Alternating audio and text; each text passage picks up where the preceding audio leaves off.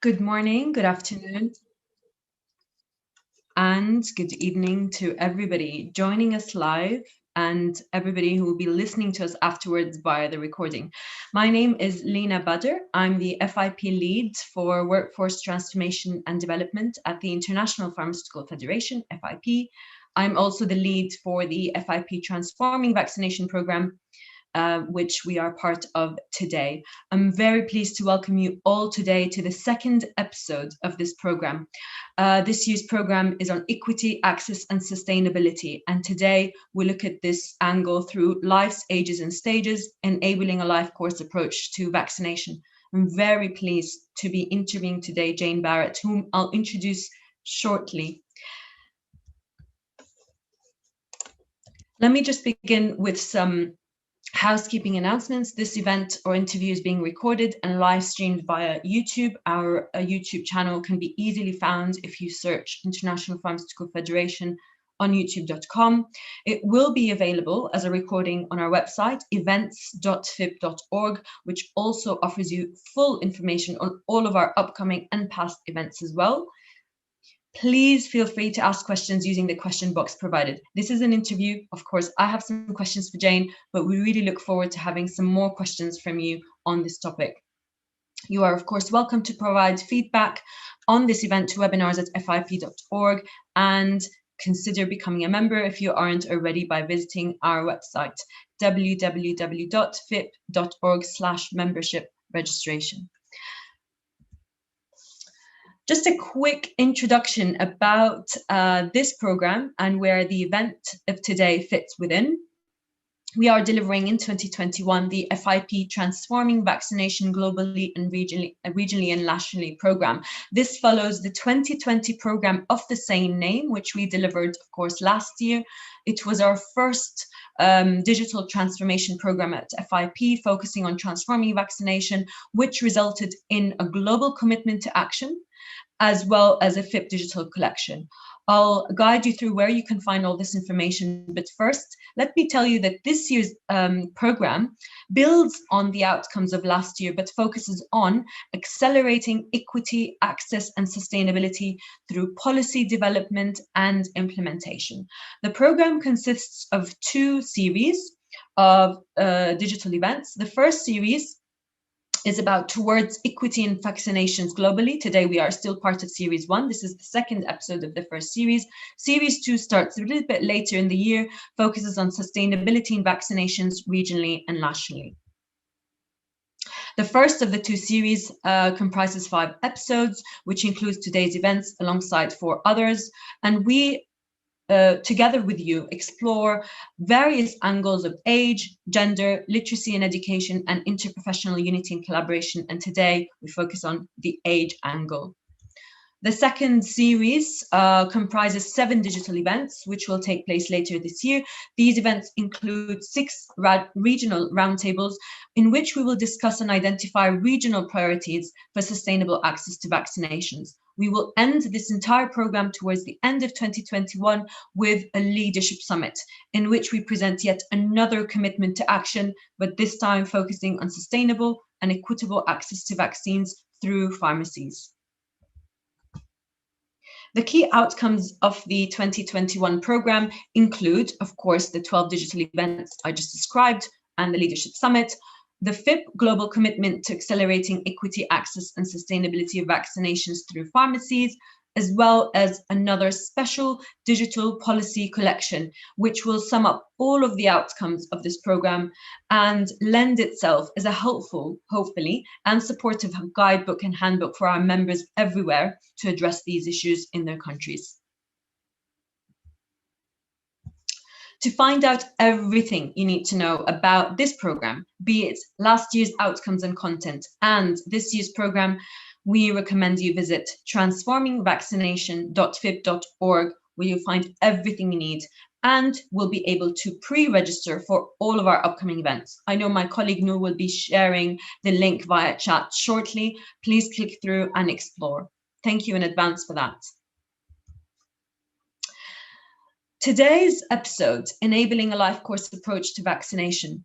We want to explore what is life course approach to health, life course immunization vaccination within that, and considerations for older adults in the aging population, and of course, the role of pharmacy in there. Just a quick description, and I know we'll discuss this with Jane shortly, about life course approach to health. What is that? The life course approach concept recognizes the opportunity to prevent and control diseases at key stages of life, from preconception through pregnancy, infancy, childhood, adolescence, through to adulthood. Today's episode, we focus on the latter stages of life with Jane, and we will be reflecting and completing and addressing the previous life stages as well, following this episode. So keep an eye on our website for these additional links, resources, and interviews that will be coming along. Without further ado, I would like to introduce our special interviewee and panelist, Jane. Jane, I'm just going to go ahead and read a short bio of yourself, and I welcome you to add anything else you'd like the panelists, the participants today to know about you. Really quickly from me, Jane has a PhD, is the Secretary General of the International Federation on Aging, IFA. It's an international non-governmental organization with general consultative status with the United Nations and its agencies, including formal relations with the WHO, representing over 75 million older people through the membership of the IFA. Jane has direct responsibility for the corporation's operational performance, quality and strategic implementation, as well as business development. This includes leadership at the United Nations Economic and Social Council in New York, Geneva, and Vienna, and the WHO in general. Jane is also a Winston Churchill Fellow and recipient of the Queen Elizabeth II Diamond Jubilee Medal in Canada in recognition of her commitment and passion to enhance the understanding of issues relating to aging and engaging in dialogue with governments and the private sector to improve the quality of life of older people. Jane, thank you so much for being with us today. And thank you, Lena. It's an important opportunity and it's always great to be working with FIP. So it's a pleasure to be with you today and also to the many people that are on this important meeting. Thank you.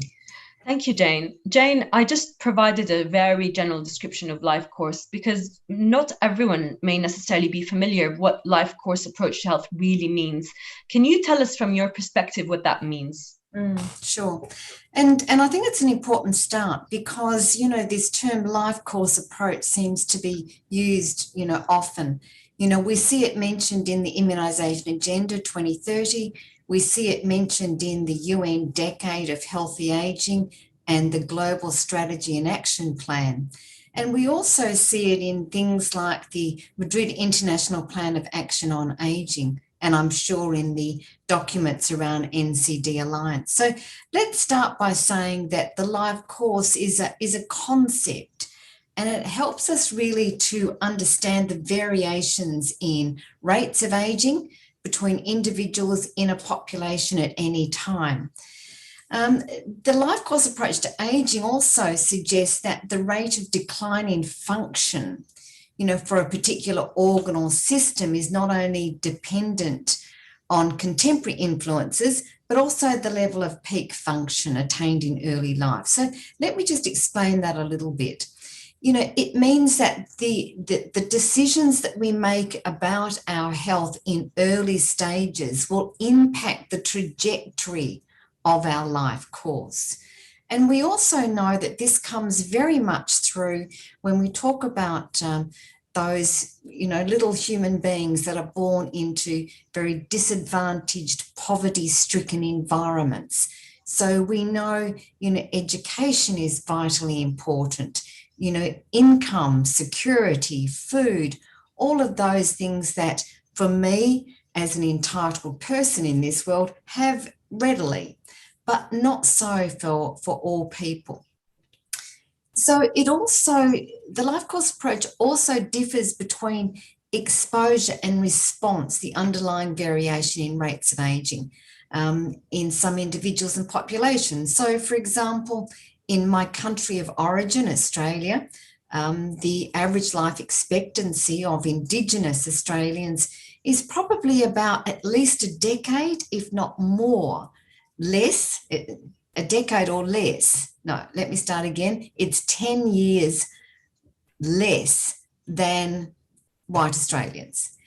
And so I think that what we've got to understand is that certain populations, are marginalised and are paying the highest price in not only pandemics such as COVID-19, but well before that. So this life course approach also helps us to understand not only the trajectory of individuals and certain populations, but it also is a really important conversation around where do we invest and why do we invest? And everybody on this call today, and I know FIP, we're calling for action for greater investment in health promotion and prevention. And one of those important categories is immunisation. I just want to go on a little bit further because, in my background, I have this amazing and beautiful image of a child being vaccinated. And, what we're talking about in a life course approach to vaccination is we're talking about equity across population groups from birth to death. And so I'm encouraging FIP to slightly modify this image so that we have children, we have adolescents, we have, women who are pregnant, we have adults, we have older adults, because it's this trajectory through the life course that makes, vaccination such a critical and effective public health intervention. So as someone who serves older people, that's my job. I serve older people through the IFA. What we advocate for is a comprehensive vaccination schedule, that responds to ensuring older people have the opportunity to remain healthy and contributors to society. What we don't like hearing is the narrative that, older people are burdensome, they're frail, they're difficult, and they cost us a lot of money. That's not the case. We really know that in terms of cost-benefit analysis, it is the cost of infectious diseases that is the burden, not the investment in health promotion and prevention. So I could go on a lot about this, Lena, but that's in a nutshell. It's a concept, but we need to operationalize that. And I think in the field of pharmacy, the trajectory around life course approach to vaccination, is about the ability and the authority for pharmacists to be able to vaccinate children all the way through to older adults. Thank you, Jane, for that. You were talking, and then it came to mind that I think we can also talk about vaccine hesitancy a little bit. I know we're diverting, but we'll come back. But some people perhaps maybe don't realize the impact of vaccine hesitancy in childhood on this person's entire life stages. So I think maybe people sometimes have a very short-term vision of, we don't want to give them a vaccine now because we're hesitant. But how do you think that impacts their entire life of the children? Because it's usually parents talking about vaccine hesitancy as one example. Sure. What are your thoughts on this? Yeah, vaccine hesitancy is a very, very complex issue. WHO talk about complacency, compliance, and confidence, right? So you've got this bucket. And it's certainly true, that we are sometimes models of our parents. So the familial conversations, the conversations about being hesitant to vaccine, will impact the decision making of an individual as they grow older. But I think it's too easy to say, this is one of the causative associations. I think we've actually got to really be very local in our understanding about vaccine hesitancy. For example, Carlos Franco Paredes, in the United States, was very eloquent when he said, is it vaccine hesitancy, or do the people that I serve actually don't speak the language to be able to read the public health messages. You know, the people that I serve, do they have to work every day, 12 hours a day, so that they're not able to take the 2 buses and the train to be vaccinated? So I like to look at hesitancy really as a backdrop to understanding the local situation and also the population groups. You know, so I think that we've got a lot more work to unpack, you know, why people are so hesitant, or is it because there's an environmental barrier, or because they're not able to gain enough information to make an informed decision? So I think we've got familial tendencies, you know, what we learn from our families, what we hear from our friends, what we hear on social media. And also you've got that group of, well, I'm healthy, I don't need it, which says that there isn't that level of understanding that's required, or I don't have time, I'm too busy. So there's so many different areas. And that's why the pharmacist, you know, being so accessible to many of us, most populations, is such a trusted source. Rod is my pharmacist just down the road.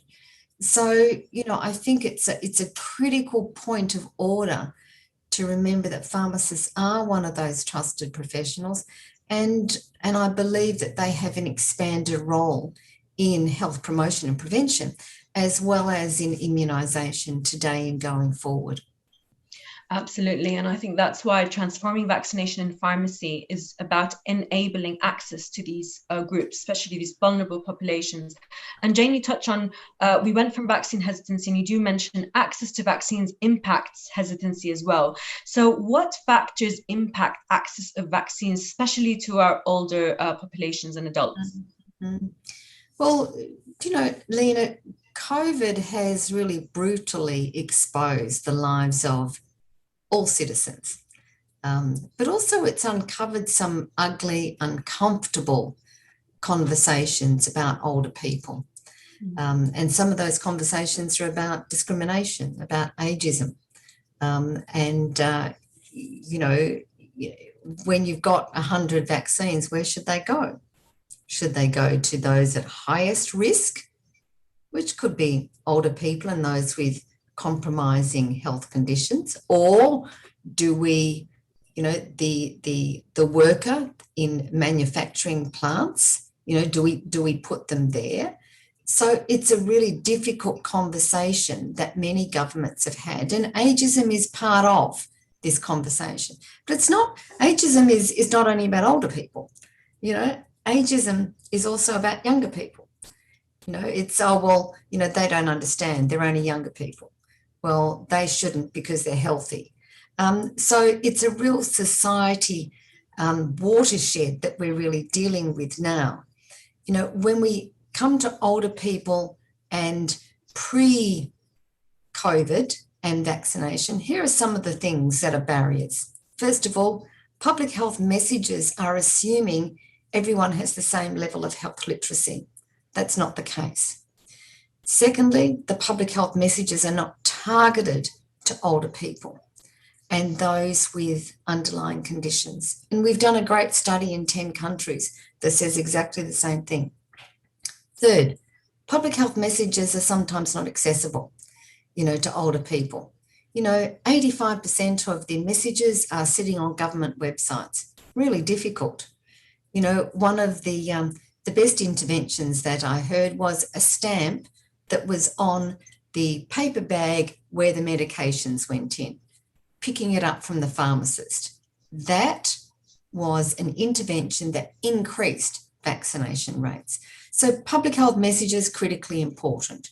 You know, another set of barriers is cost. You know, some vaccines actually cost the consumer. And when you're balancing, do I pay for heating?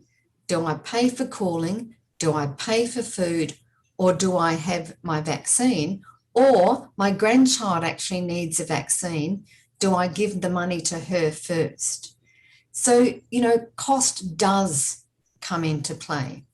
And those that are disadvantaged through social, environmental, economic circumstances, that actually impacts their ability to be healthy. And it seems counterintuitive, isn't it? So that's why we need national immunisation plans that are comprehensive and fully funded. So that's another piece. Transportation is another piece. Older people who are more frail or have mobility issues may require someone to go with them to actually get them there. And in some countries, the pathway to be vaccinated is very complicated. So, for example, in some countries, I would need to go to the GP, have the conversation, get the prescription. Then I'd have to go to the pharmacist to get the prescription filled. Then I would have to make an appointment to go back to see the GP. Now, the pharmacist does not have a role in that country. Very difficult. And in COVID, some vaccines can only be administered by general practitioners. So what's happening? We see a reduction in vaccination uptake rates. I think the other area that we must be very conscious of in times of the pandemic, the lockdowns have also been protective and counterproductive. So older people are more marginalised, more isolated than ever before. And so it's very difficult to be vaccinated through a TV screen. Telehealth is certainly, has been a positive impact during COVID, but we need healthcare professionals to go to the home of older people for vaccination. So we've got a lot of work to do in terms of what is the innovative response. And I know in the country that I live in at the moment, Canada, very innovative pharmacy response, the mobile clinic that goes round to communities of those who are most marginalised and isolated. So bonus to pharmacy in my country. Thank you for that, Jane. These were some good examples of environmental factors. And we discussed vaccine hesitancy. Health literacy is actually something we're discussing in the upcoming event. So we're going to make sure to bring some of these discussions that you mentioned, points about how do we better understand the different literacy levels, how do we address them? And it's really fantastic that you mentioned evidence of the interventions pharmacists can have on health literacy, and that's great. Can I ask you, besides vaccination, and again, a tiny diversion, but it's really another way to highlight the role of pharmacy in caring for older populations. As IFA, where else do you see pharmacy having an impact? And I know it could be obvious, but some examples may also really be good at highlighting really the impact of pharmacists in serving this population. Look, this is my tip and trick for the day, and it seems so simple. Many years ago, and keep in mind that I've been in this business for about 40 years. So, 3/4 of my life, I have been in the field of older age, population aging, and people with disabilities. So I often talk to older people, and I said to a gentleman who was in his 90s a long time ago, I said, if there was one thing that you would say could help you, what would it be? And he said, if only people could speak more clearly and more slowly. Mm-hmm.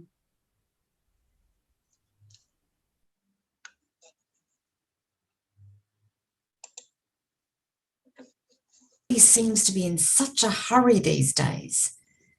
No one actually takes that time to actually pause and talk to me. So slow, simple trick. Pharmacists could actually just slow down what they're saying, communicating around medications, and listen. And that's difficult these days because we've got perspex screens, we've got masks on. Also, in these times, try and use your hands, be animated, use your eyes, because people really cue into facial expressions, as you're doing today. But if you can only see the eyes and someone is hard of hearing, or they may have age macular disease, then it's very difficult to get that communication. Another key area is, management of medications. We know as we get older, the likelihood of chronic conditions and chronic multiple conditions increases. My brother-in-law, for example, just went home today from hospital. He's got 16 different medications. And those 16 different medications, some require with food, some not, some with water, some on the hour, some every 2 hours. We need your help in this, pharmacists. And it's not a simple exercise. My father had chronic multiple myeloma, many, many different medications. And while we hope that the pill boxes, help, I think it would be great, for pharmacists to take a stronger role in that. Clearly, pharmacists are at the front line of knowing their population. Rod knows my husband and I, Jane and Greg. He was the one that called us up and said, come and get your vaccine. So you have a vital role in relationships with community. They trust you, but also you can mobilize around health prevention and health promotion aspects. So there are a couple of ideas. I think the final one is really from a professional association perspective. Be part of the conversation at the table when we're talking about health system change at a local level, at a regional, at a national level. Your voice, needs to be there alongside other healthcare professionals, but also alongside patient organisation and advocacy organisation. Join the fight to influence policy. Don't do it alone. We need you at a table of collective multi-sectoral engagement. Absolutely.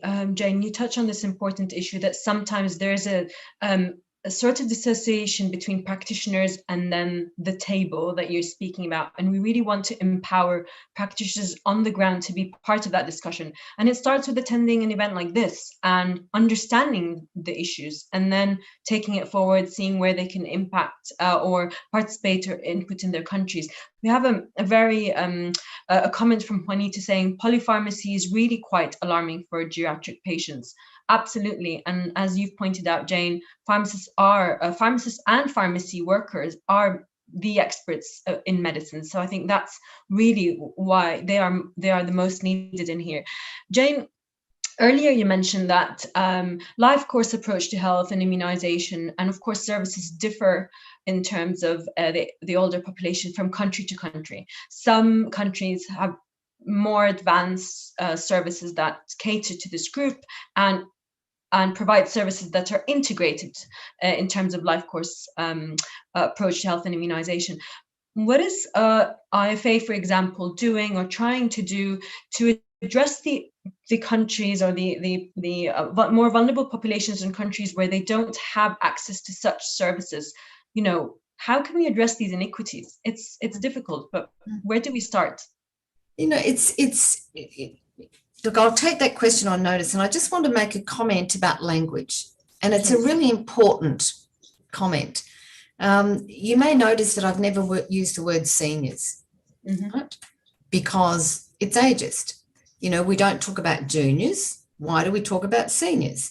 So, we can talk about older people, and it's important, an older person is not a geriatric, right? We do have geriatricians, but if we can just think about taking the age out of the conversation, that, a person ages and a person is an older person, then I think it's more neutral language. Because one of the other barriers to, health promotion, prevention, vaccination is, well, I'm not 65. I actually feel like I'm 50. So I'm not old, so I don't need that because that's for an older person. And so it's, these societal frames of reference, that we get stuck in. So let me go back to the question about what do we do? Every situation is localized. So, when pharmacists are responding to local situations, they have the expertise to understand not only the politics, also the stakeholders that are engaged, and also the environmental conditions. And what I have seen sitting on a working group in COVAX is that, innovation is inspired through hard times. And so, at a local level, at a community level, and India is a good example. One of my directors, the regional vice president of IFA, Dr. Vinod Shah, responsible for the Janaseva Foundation, it was up to him to mobilize, within his region, opportunities for vans, vaccines, infection control. So it really happens at a very local level. We talk about the bottom-up approach, what's happening locally and how can it organically grow. And I seem to remember way back when I was at a global conference for FIP, one of the leading pharmacists in Jordan, talked about innovation. And I like to think that innovation in Jordan, the principles of that can be taken and actually be placed in Australia, in Canada. This is, we've got to be less territorial and more about our integrated approach as FIP, as IFA. And, working with FIP over the years I have, and particularly with Mr. Gonzalez Souza Pinto, we actually have a very collective understanding of what our common agenda is and how we come to it from different angles, because it's the power of interdisciplinary, cross-sectoral approaches that are sustainable, that move agenda forward. So in synthesizing that response, what's happening locally, look at bottom-up approaches, take principles from one area and see how you can create solutions in another local area or region. That's great, Jane. And thank you for touching on the language issue. That's really important. And of course, we look towards IFA for educating us about the most, the best way of describing these different life stages. And we have a comment from Coralie saying, Jane, you're fantastic. I agree. I'm a pharmacist. I love to work. I'm 80, but I hate the term old people. Older adults sounds so much better. And this is where we start to begin addressing this. And Jane, I'm just reflecting on how I was personally ever educated about this. And I'm just maybe taking you to somewhere else, which is how should we better educate young health workers about these terms? We don't necessarily have access to the same information. Where does education and training of health workers come in terms of, educating them about these different life stages? What are your thoughts about that? And is IFA invested in that as well? Look, it's a great question. My job every single day is to help my staff get their wings. I talk about them getting their wings, right? And it's about every single day being a source of information, inspiration, as well as gentleness, grace, and kindness. We don't learn these terms overnight. They almost happen by osmosis. And so it is about not learning the terms, but being what the terms are. And by being that, then it's much easier for others to come along with you. So education comes in so many different forms, so I think these transformative conversations are critically important. And if one person takes one piece of information from what we have had a conversation about, then we've succeeded. So I can talk to one, I can talk to 10,000 people, but it's really about a collective process of learning and then owning your actions, and owning your actions in polypharmacy response, owning your actions in speaking quietly, clearly, slowly. So, I see it as a life course approach, to education, but it's really a life course approach to being human, isn't it? And I think that, the way that I work and live is really by being a source of information, inspiration, grace and kindness, because I think that's the way that people want to be part of what we're talking about. If I say to my staff, I think that it's important that we all, fight for the rights of older people, that's very different than giving the opportunities of owning a process and being part of a movement. And this is what FIP is doing, creating opportunities for pharmacists and other organisations to be part of a movement.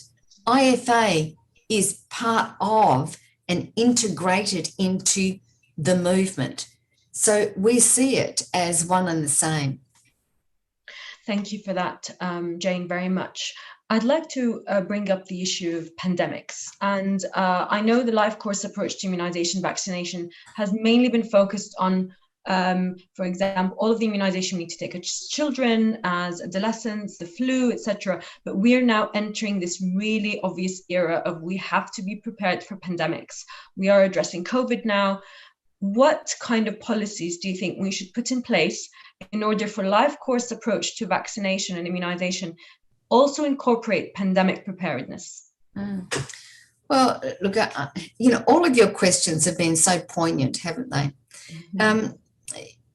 If 2 years ago we had known that we had 2 or more years of a pandemic before us, would we have been any more prepared?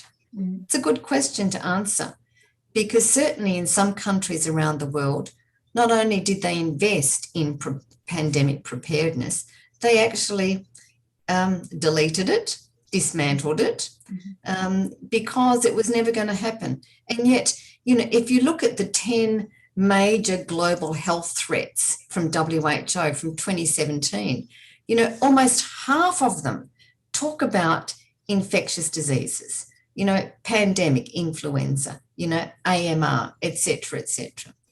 And so where do we go to from now? It comes back to me around investment. Toronto, Canada was heavily impacted with the SARS epidemic, in 2015, I think. It could have been earlier. Were we prepared? No, we weren't. Did we invest? No, we didn't. And so it does sit back to where is the investment from not only government, but from industry, and where is civil society's collective action? Because, it's quite often been said, well, we're almost through this pandemic. Well, we're not. We're nowhere through this pandemic. We're sitting in the middle of this pandemic, and in my world, there is no post-pandemic.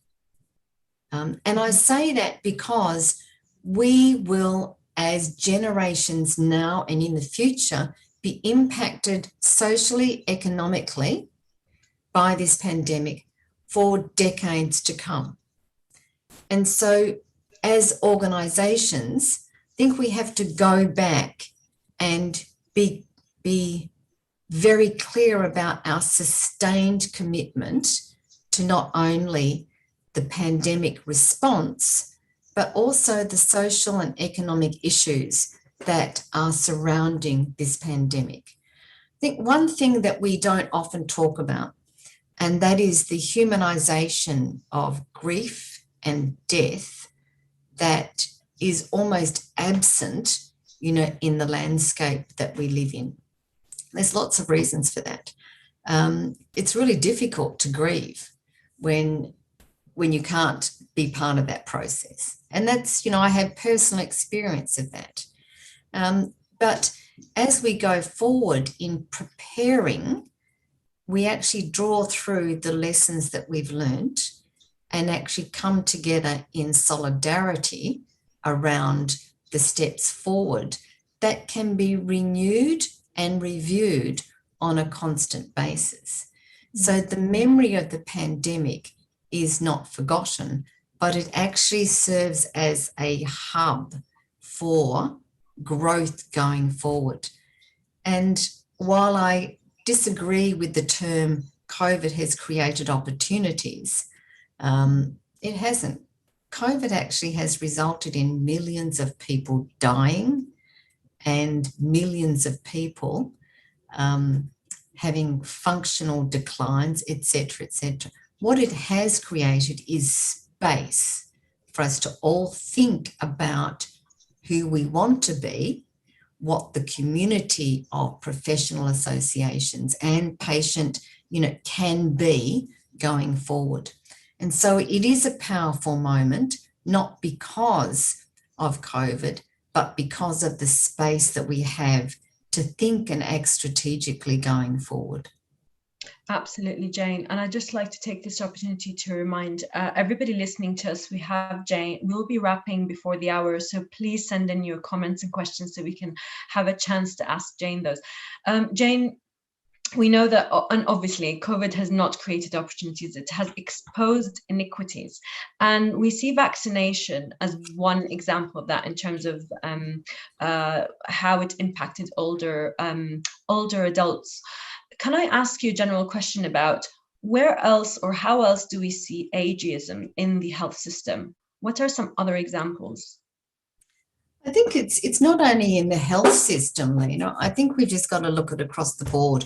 So let me step back one step and go, this year some really important intergovernmental dialogue happened.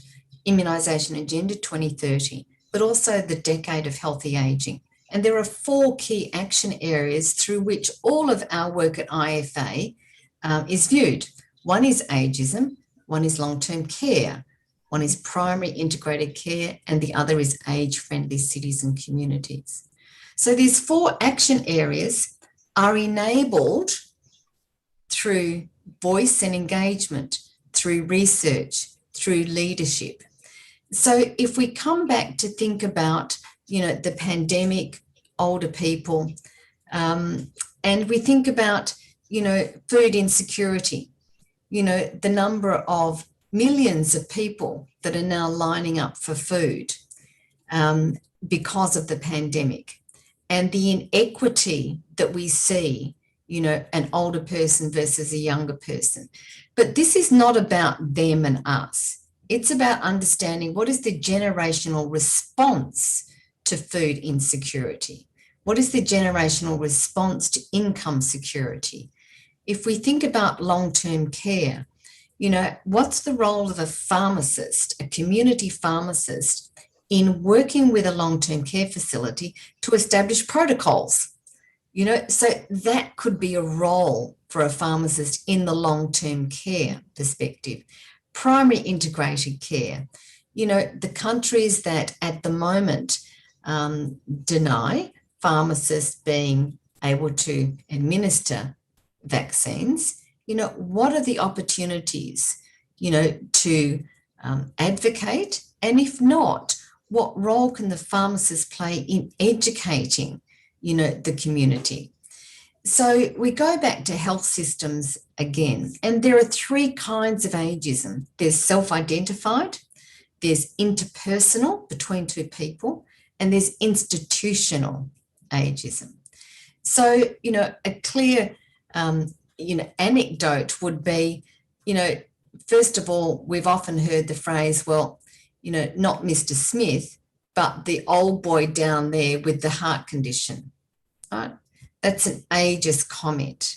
And it may sound, trite, but this is societal values, around the process that if we're lucky, we will all go through, being born all the way through to a healthy death, right? This is what we're aiming for, right? And so, the other very stark reminder during the pandemic, has been that triaging, there's only so many ventilators. Who do you put on the ventilator? Now, very difficult ethical decisions, had to be made. And I don't deny the ethical decisions being made. What we have to believe is unacceptable is that when there's no protocols and decisions are made. So I think it really is about what are the protocols in place and how do we deal with them. Another simple thing, and I'm sure none of you would think that this was ageist, but if the signs in hospitals are really small to read, that an older person doesn't know where they're going, so therefore they're perceived as being confused because they can't find their way. Now, all of these things, or many of these things, are not purposeful, but we actually have to build a society for all, life course approach. So how can we create an environment that enables an older person to do what they have reason to value? And so that's the environment in which pharmacists and FIP, need to be driving their agenda, or not need to be, you are driving your agenda.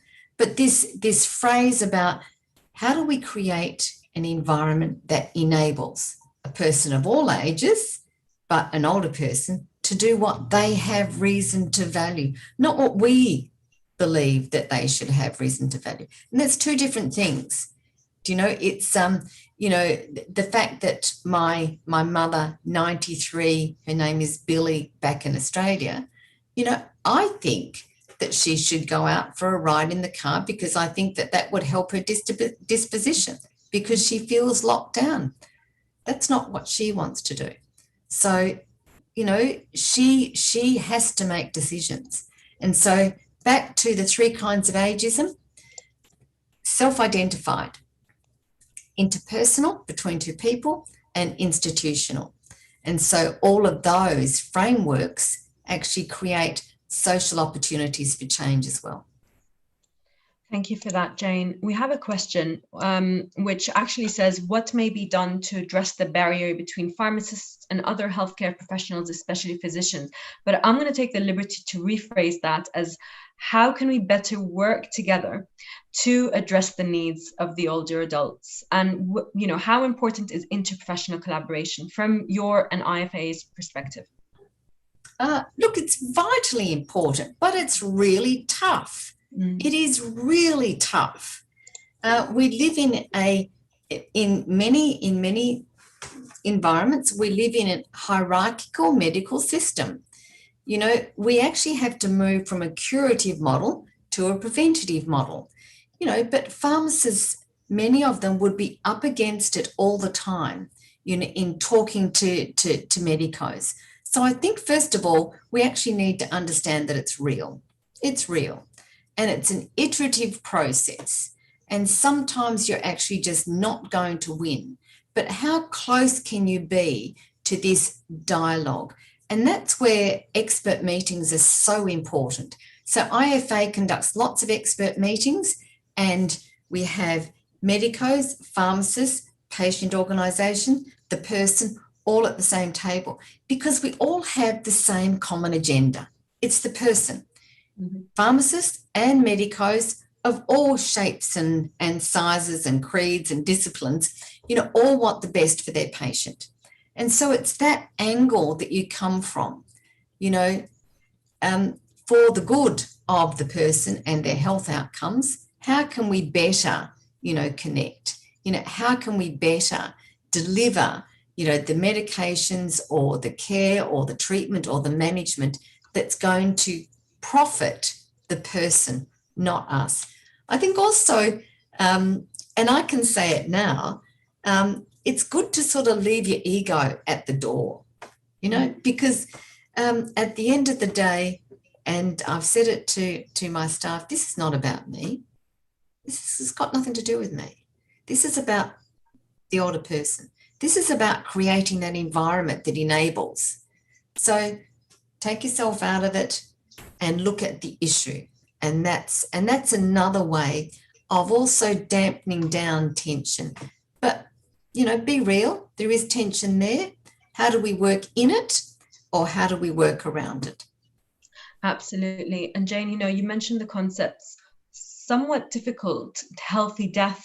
And there are sometimes difficult conversations to have. And I know healthcare professionals have to have these conversations.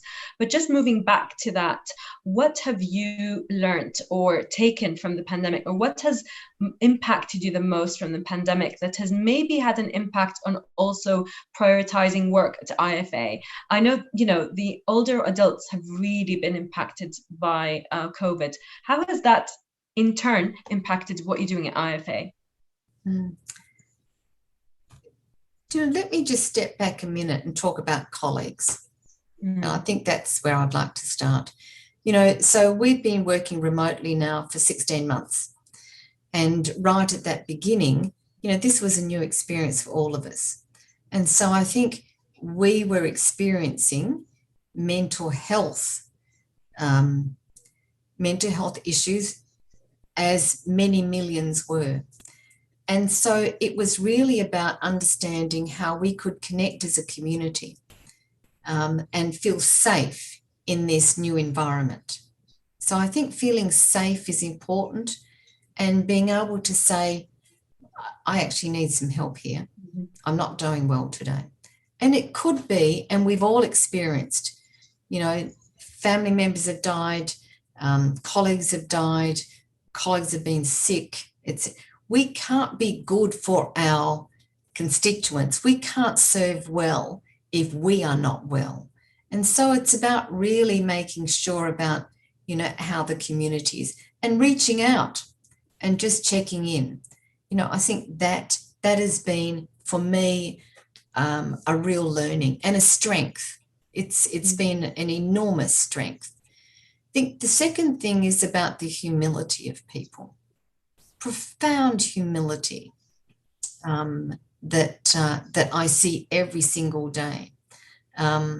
Courage, courage of a staff person, whose parent died and is still there.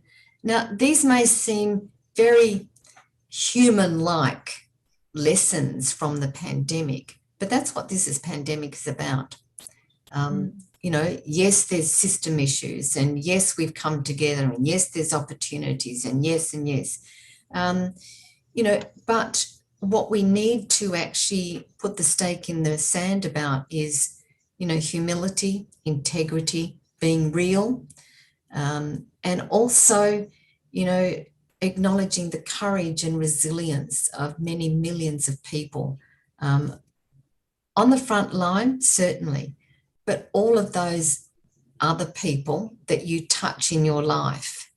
I marveled, 12 months ago, going to the local supermarket, what a hard job that was and continues to be.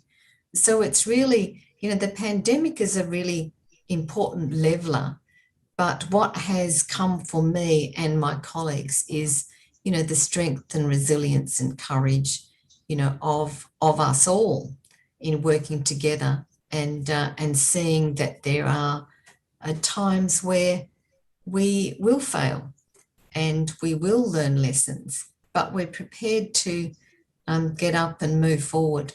And that's why FIP is such an instrumental and inspiring and powerful organisation, because I see that you mobilise within and you're not frightened to reach out.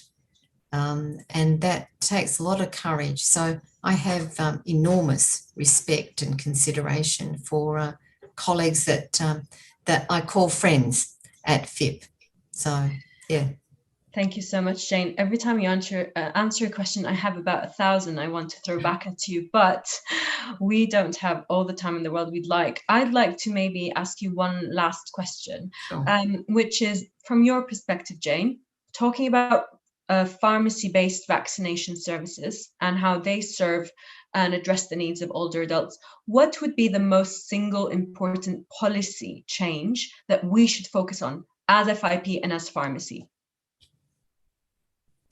Oh, look, clearly for me and my thinking and what we know about barriers is for pharmacists to be able to universally administer vaccines from babes all the way through to, very older people, across all vaccines.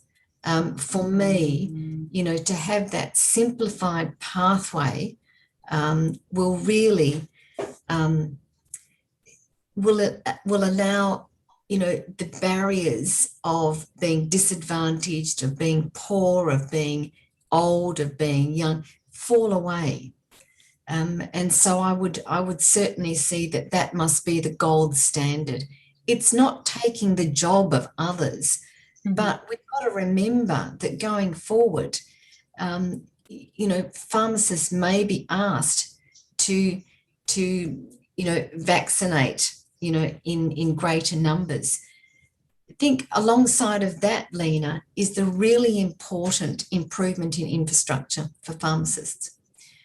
Because I know from the pharmacy that I go to, they're not getting paid anymore for doing this additional administering vaccines.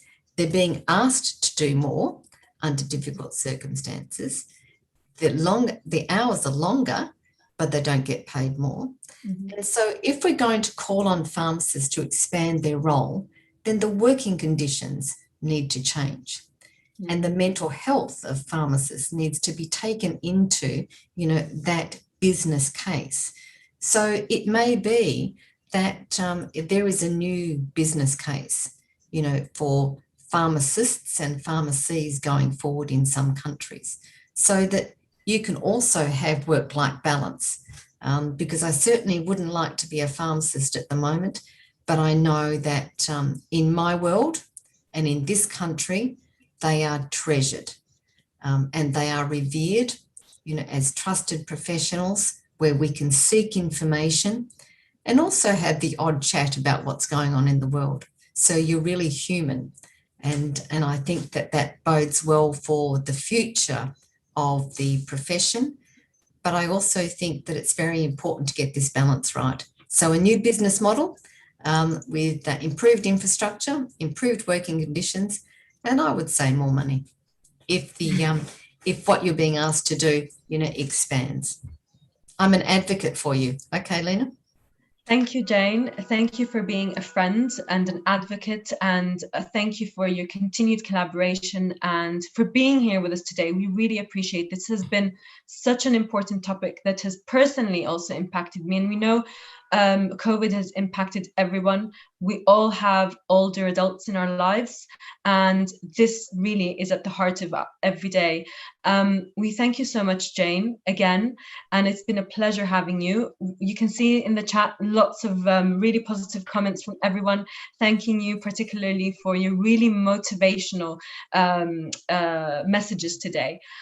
I'd like to thank also everyone, but before we end, I'd just like to invite you all to the next episode. But before I go to that slide, I'd like to just ask you, Jane, if you'd like to say one last thing to our participants today.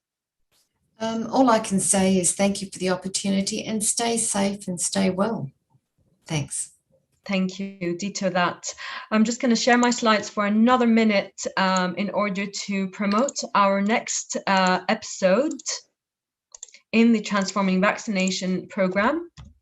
Our next episode takes place on the 10th of August. Today, we focused on age in a life course approach to health and vaccination. We touched on health literacy, which will be the event after gender. But the next immediate event on the 10th of August is about vaccinations and the genders, examining inequities in gender access and handling of vaccinations globally to inform pharmacy policy. We look at the different angles to vaccinations and the gender, such as general gender access, empowering women as caregivers to support vaccinations, the impact of COVID on gender inequity, and the issues around gender inequity in the health workforce generally. We invite you to join this event. You can pre-register online through visiting our website, and I know the link will be added to the chat shortly. 10th of August, 2 p.m. Central European Time.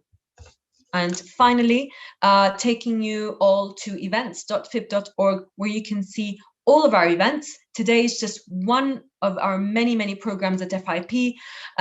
Please visit our website to see the array of events we offer, and you can register. The majority of them are free for everybody. And final note to say, World Pharmacist Day, the 25th of September is coming up. We'd like you to engage and participate in our campaign, #WPD 2021. We also would like you to participate in our campaign. So if you see some of these posters online, please go to www.fip.org/worldpharmacist-day #PowerPoint. So we'd love to see your picture on one of our slides, and then we'll promote you as an advocate of World Pharmacist Day. Thank you once more for attending. Wish you all a good day. And as Jane said, please stay safe and stay well. Thank you very much.